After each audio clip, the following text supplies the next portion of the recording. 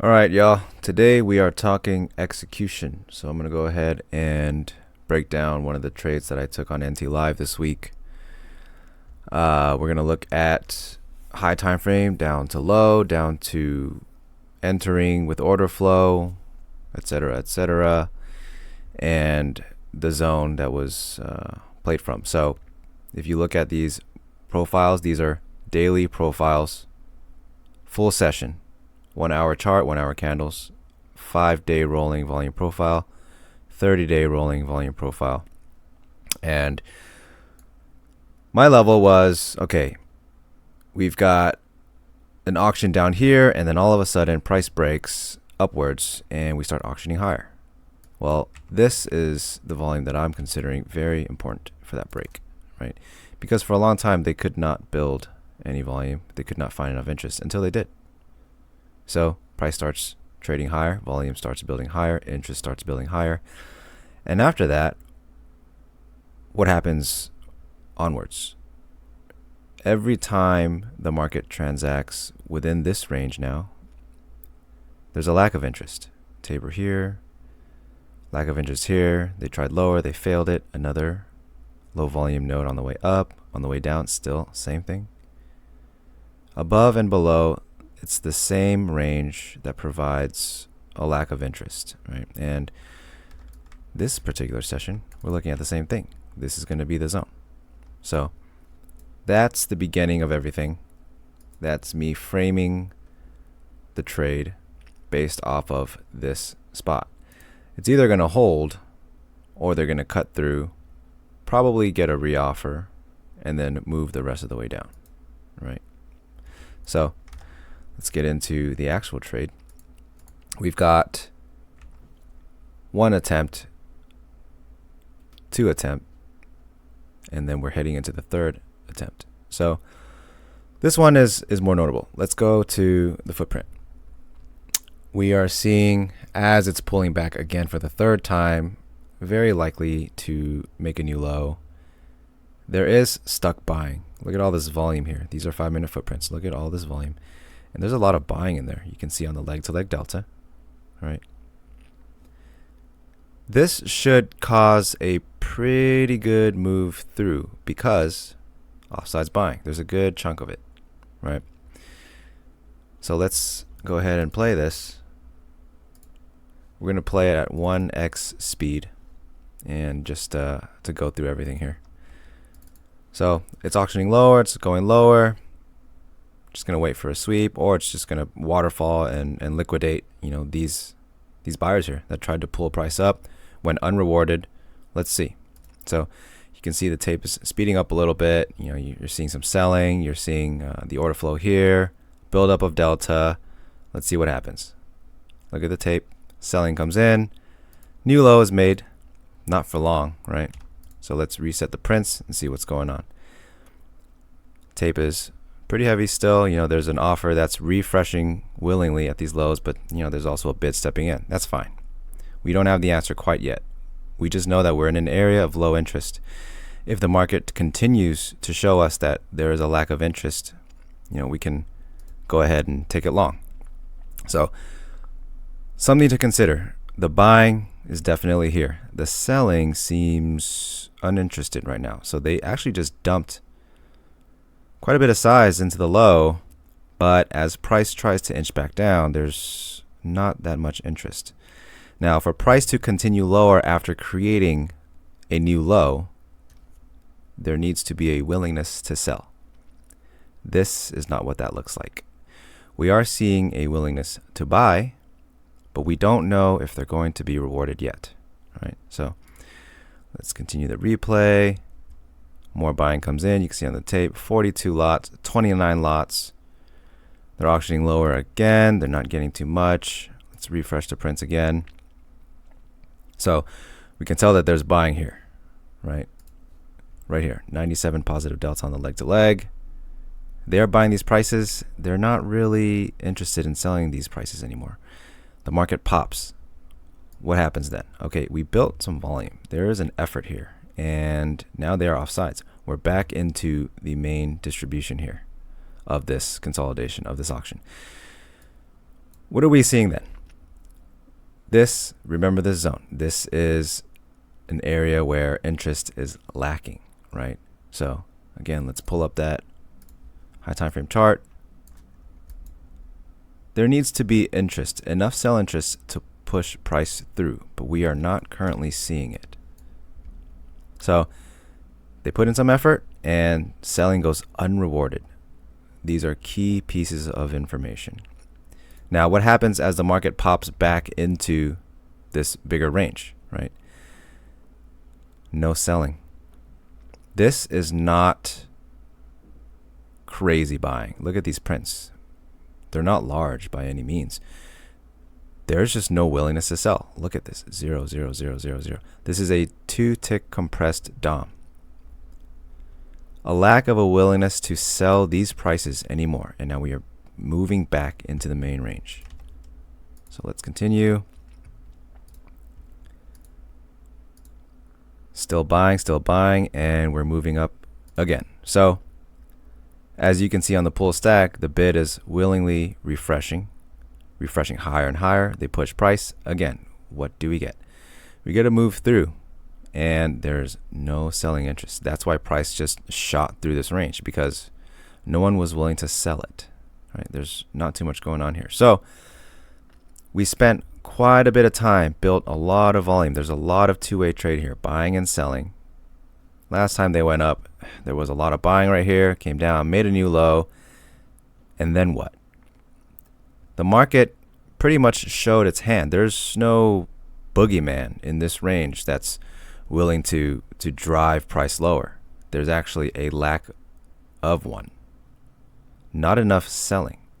The market can see there was a buy attempt, too much passive selling here, right? Come down, but all of a sudden, nobody wants to sell this range. The market is coming back into these prices with this newer information. The market knows now, the market sees no one's really willing to sell this range. There's just not enough. That's not going to push price, right? Again, I'm going to pull up the 1 hour. This is a spot that needs initiation. Without it, price is not going to cut through. So the buyers are just buying the range. They're buying the prices. It's moving up and it's back here. This is not the same as, when it popped up this time or this time. They actually poked a new low. They found the answer. They showed the hand. There's not enough sell interest to drive this lower. What does that mean then? Well, now the market knows these are not the best prices to sell, because no one's going to be willing to sell it lower and lower and lower. You might become the last sellers. You don't want to be the last sellers, right? So continuing forward, we have quite an imbalanced range through. Right? Yes, as we can see it on the DOM, lack of interest to sell. These generally do get traded back into. But just because, there is a likelihood doesn't mean you can just assume that it will. So at this point, you can pretty much start to buy these prices, right? Because the market has given us the information that it's not really interested in selling these prices. No one's willing to push this outside, and you're still seeing a lot of buying. Look at this. The pull stack, the prints, they're definitely buying, and they're definitely selling this. So this means the buyers are willing to step up higher now. There is a willingness to buy it higher. That is evidenced by buy prints and sell prints. The sell prints are not able to drive price lower, right? The interest is to the upside. So at this point, this is a good range to buy, good range to get some longs. If you mark out where a lot of the positive delta is, right, you can see it right here in this DOM.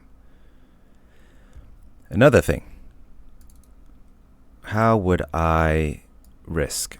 So as I would say generally, these imbalanced ranges do have a tendency to be reauctioned.